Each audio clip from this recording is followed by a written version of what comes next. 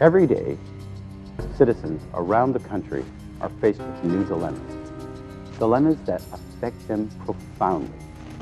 Whether it's injustice, discrimination, falling through the cracks, scandals and cronyism, balances of power, ethics, religious freedoms, state versus citizens, and unfunded mandates, and the list goes on and on and on. Welcome to Speak Up.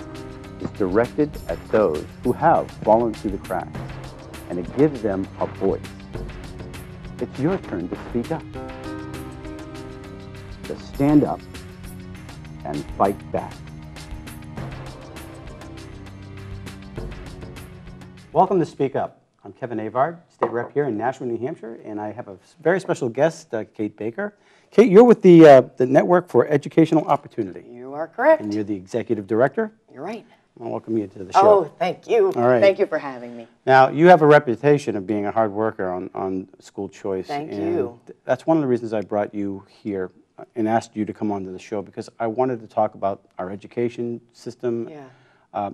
What are some of the new things that are coming up? What are you working on to help with the alternative education? Sure. Yeah. Well, right now what I'm working on predominantly is finding businesses to take this new tax credit.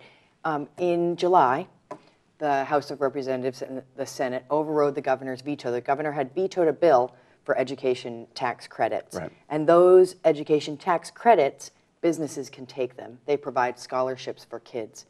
And so I really love helping families. Mm-hmm. And I think that helping families overcome the barriers to choosing education options is really important. Mm-hmm. And so I'm working on implementing that legislation right now, statewide actually. So you're basically acting as a catalyst to help this new fledgling program get started. Well, my idea initially when I saw the legislation was that I knew it would be important for someone to implement it, right? Someone who cares about kids and understands parents and what they're going through. And so I thought, okay, I want to open a scholarship organization.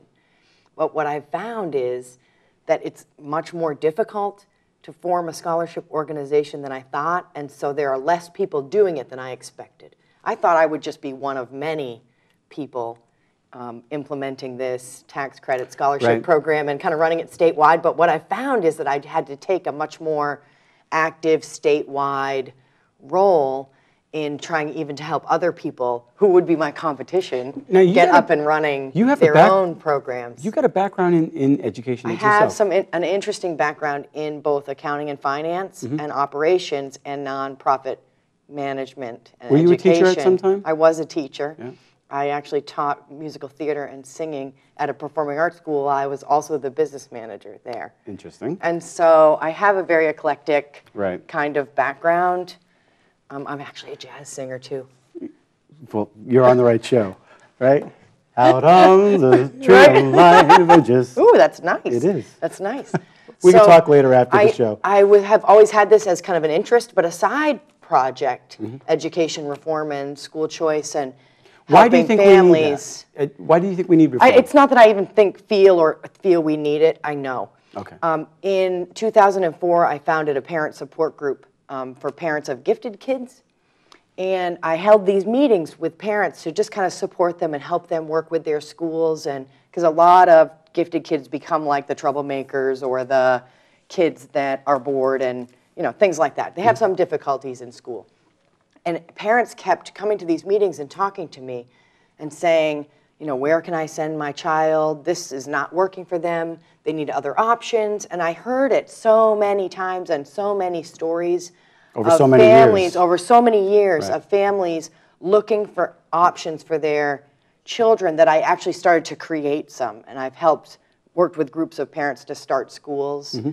And I helped to start a couple of homeschooling groups. And I'm kind of a starter, I guess you could say. Right. And a networker, so I tend to try and help put people together. But it's purely through my experience of people telling me their stories of their needs for their family that I know I have to do this work. So a lot of people were falling through the cracks. They weren't getting their kids weren't getting the right type of education, or. I mean, different kids have different needs, right? Right. I mean, we all know that. We all have different needs. Cookie cutter doesn't And work for everybody. Some, public schools work for some kids. Some private schools work for some kids. Some public schools don't work for some kids. Some private schools don't work for some. Homeschooling works for some kids. Homeschooling might not. You know what I mean? Mm-hmm. I think that putting parents in charge, they're in the best possible position to make those decisions for their children. They know their children and their needs.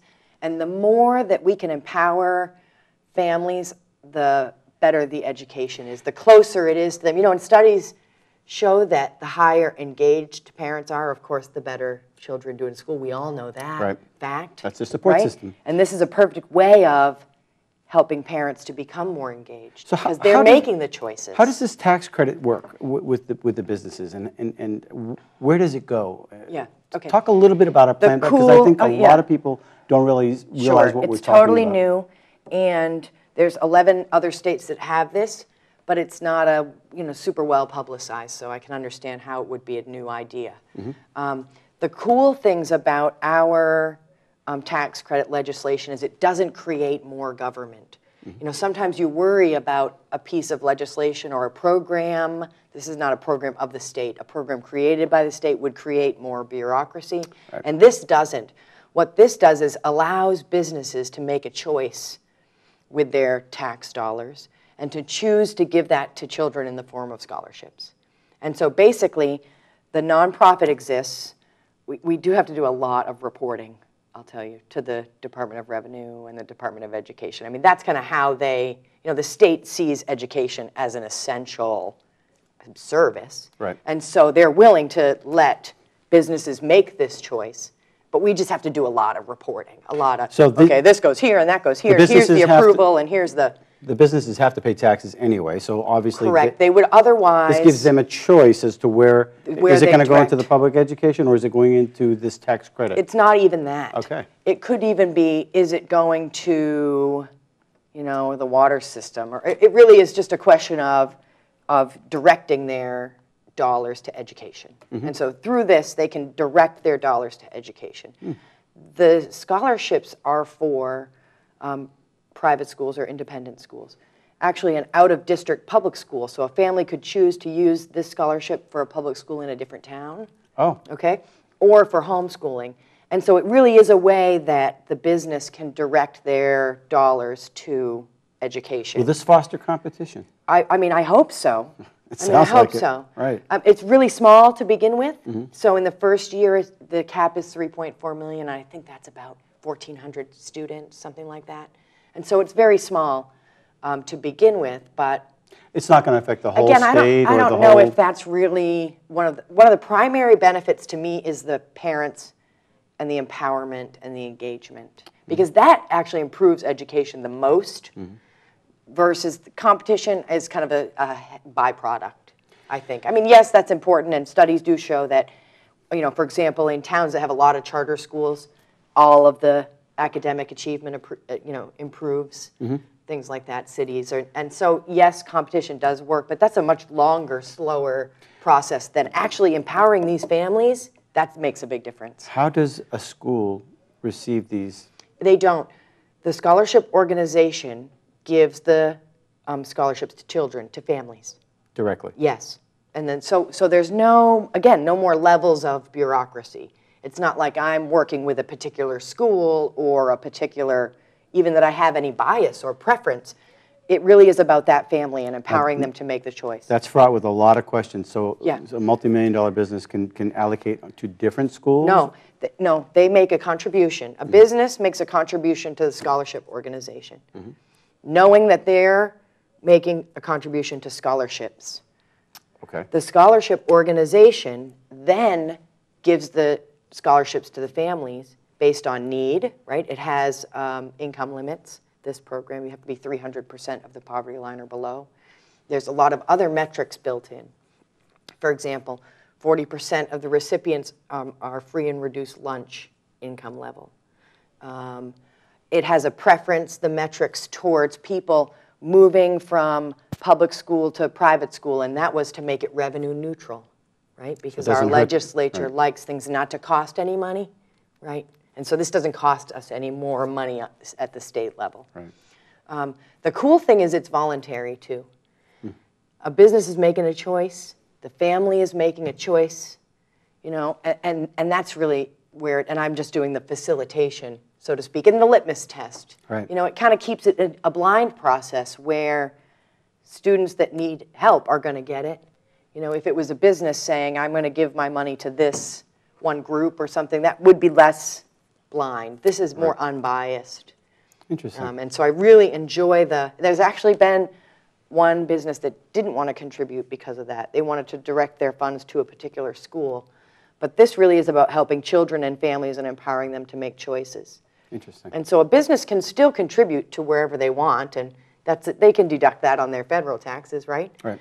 They can deduct this contribution on their federal taxes as well, and then again they get the credit against BET and BPT because our legislators in the state feel education, again, is an essential, you know, service that warrants having support like that at the state level. I recently received a letter from Abigail Pearson from Gate. Oh, wait. Let me tell, before we go talk on charter schools, I know that's what you're going to talk about. Yep. Let me tell people to go to, if they're interested in the scholarship program, Oh, I was going to bring that up after. at but the end, but let's say it now too. So they can go to networkforeducation.org, or they can send me an email, kate@networkforeducation.org, and then I'll go and talk to them about the business tax credit. And that's all I've been doing right now is going and meeting with businesses, and they're committing to taking the tax credit. So. I'm going to ask you to repeat that at the end Oh, of the I show. will. If that's Maybe I'll okay. say it 10 more times. That's fine. That's fine. Abigail, is it Pearson? Yeah, she's with the Gate City Charter Schools, and you know she was just talking a little bit about funding. You know, asking because I'm a legislator, they wanted me to ask for more money for charter schools. Can you talk It's a little not really bit? more money. So we're having there's a issue right now, in that a bunch of applications went to the Board of Education for approvals. And there were a lot of other charter school applications in various stages of development. And the Board of Education did decide carte blanche, just like sweeping, to deny them all. And so Abby is writing you that letter, you know, to share that information with you, that the Board of Education did deny charter schools. The reason I'm interested in this, just so you understand, I mean, people are like, aren't you working on this scholarship tax credit thing? Why are you interested in this charter school thing? But again, to me, it's about parents, right? Right. And Exactly. kids and choices. And choice. And charter schools are another form, I think, of, you know, another way of creating options for families. And so I think that's really important. I also like that, I mean, charter schools get per student state adequacy dollars, okay? And I think they get $5,450 per student. And I know, I live in Manchester, and I know they say the Manchester public schools cost 13? Yeah, maybe something like that, 12 or 13,000. Yet these charter schools are really doing a great job providing options for families and kids, individualized curriculum in a lot of cases, and for like half the price. And so for me, this is like a no-brainer to support charter schools, because if a student is at a charter school, I mean, Manchester's just saved a lot of money as a town, and the dollars that go from the state to that kid. And the kids are getting educated just as well, if not better. I mean, a lot of charter schools have really cool programs that are really individualized to the student. You know, there's a school. So let's talk about why were they just carte blanche denied? I mean, what's the problem? Who was that part of that decision making? The Department of Education had. In the interest of education, denied all these charter schools? No. There's another step. The Board of Ed denied them. The Department of Education is responsible for requesting the funding from the Financial Committee, I think it's called. There's Finance and there's the Financial Committee, right? Am I right? The one Dan McGuire's on. Anyway, so there's a committee that approves expenditures once they're in the budgetary cycle. So the Department of Education was supposed to request the funding, and they never did. Is there a reason? I don't know. Okay. It doesn't make any sense. How many schools, or I think there was like 15 in different stages. There's like 4 of them that they denied that were like ready to rumble. Like were ready. Some of them had leases, right? You know, like ready to be signed and things like that. And others were just, you know, letters of intent and people working on their projects. But in essence, they've, you know, put a moratorium on charter schools, and they've said it's a funding issue. Right. But the people in the state legislature that I've spoken to say it's not.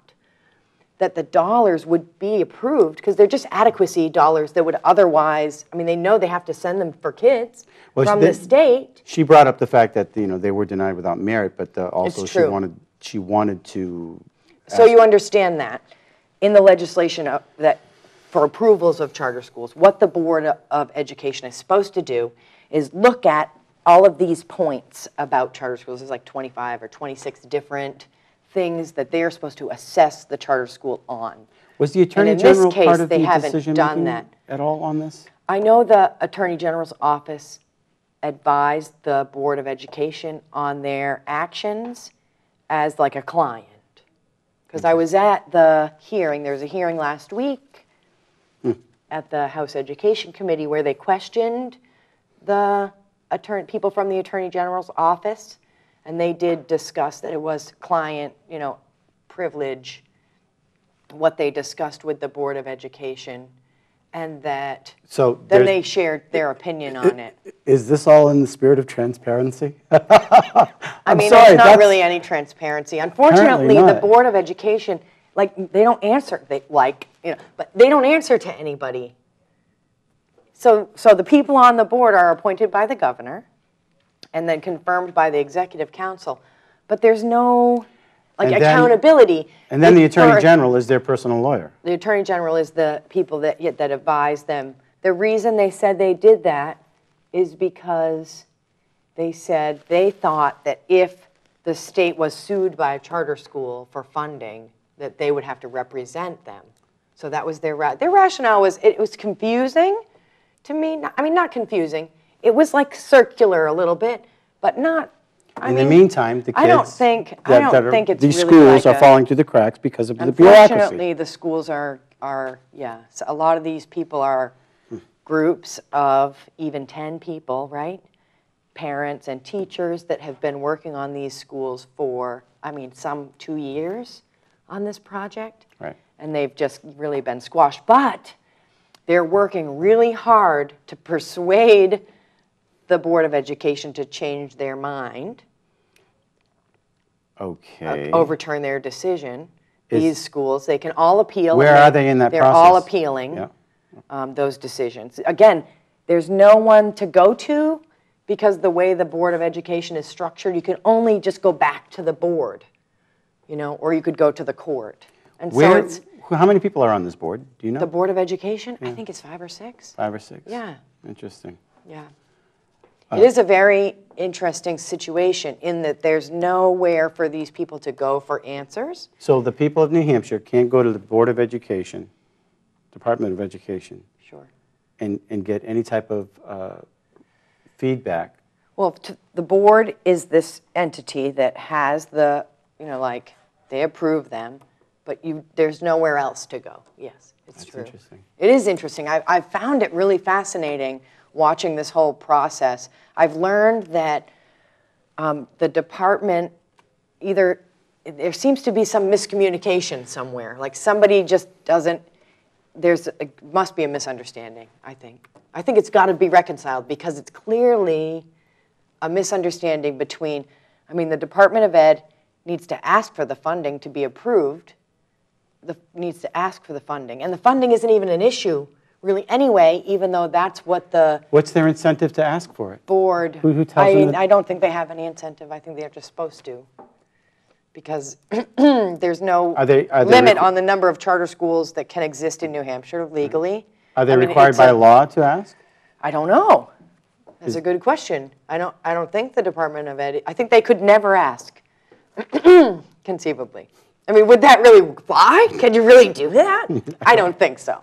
I mean, that's not ethical. You know what I mean? Interesting. It's not ethical.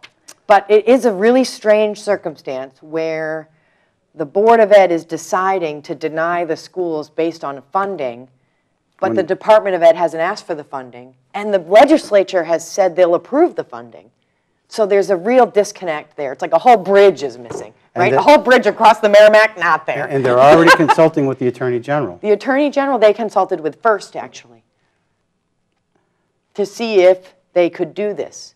So they wanted to do this, and then they consulted with the Attorney General to see if they could do it. This is why I really believe... It's fascinating, isn't it? ...in the Redress Committee, and I really believe that the Redress Committee should be expanded to have a little bit more oversight in government, because... I don't know. It's like the watchers and watching the watchers. I don't know. Do you really want to make more government to watch government? I don't know. You know what? I don't know. It doesn't cost any more money to have a little bit of people, I mean, people answer. This is... really, though, drawing attention to the fact that there is a disconnect there. And the legislators that have been very active in supporting the charter schools have said that they're going to look at how they can fix this legislatively, either by creating, you can have more than one entity in your state that approves charter schools. And so they can actually move the approval process from the Board of Education somewhere else. It could be colleges and universities, a board of people like that. It could be an advisory committee. I mean, we could just move the approval process right away from the Board of Education and not have them do that anymore, which I think is really wise based on this circumstance, because their process isn't really rational. And so it doesn't really make sense to ask them to be the oversight if they're not going to walk through the steps and actually look at the charter school applications. You know what I mean? Since that's the point of the approval process. So it has been really fascinating to support them. I'm really happy to actually be doing this work on school choice and education, because I can go and support other, education options in New Hampshire. It's really important to me. So when businesses want to, getting back to the Network for Educational Opportunity, do you meet directly with the president or the CEOs of the businesses? I have been going to, yes, I've been going to meet with businesses to share this information with them. And because I actually have such a short time to accept these contributions in the legislation that was created, that created this tax credit, I only have between January and June of this coming year to accept contributions. And that's a very short period of time to do the work, I think. And so what I've been doing is going to meet with businesses now and saying, are you interested in this? And they're saying yes. And so that I know where I'm going, so that when I get to January, I already know who wants to contribute, because I can't wait. I mean, I've got families piling up that want scholarships. And my goal was to do, in my scholarship organization, $1 million. I'm about quarter of the way there so far in commitments. But I would like to be able to help all the families that want scholarships. And so I need to work a lot harder. So if you can, if that's possible. If you can look into the camera and tell them one more time how to get in touch with you. And look in the camera. Yeah. So you can write me an email, kate@networkforeducation.org. My cell number is 603-785-0174, and I love to meet with business owners to discuss this tax credit, because I think it's really important that we help these families overcome these barriers. I want to thank you for coming on the show. Oh, my pleasure. And I wish you the greatest success, and I hope you can come back to do a little follow-up to talk about... Happy to come anytime. Yeah. And thank you for watching Speak Up. And this is a very important topic, education and choice with education. And if you want to support Kate, please contact her. And if you want to support Speak Up, please contact me, Kevin Avard at speakupnh@gmail.com, or email me, or send me a letter, sorry about that, at Speak Up, 68 Bartimus Trail, Nashua, New Hampshire, 03063. Thank you very much. Every day, citizens around the country are faced with new dilemmas. Dilemmas that affect them profoundly. Whether it's injustice, discrimination, falling through the cracks, scandals and cronyism, balances of power, ethics, religious freedoms, state versus citizens, and unfunded mandates, and the list goes on and on and on. Welcome to Speak Up. It's directed at those who have fallen through the cracks, and it gives them a voice. It's your turn to speak up. To stand up and fight back.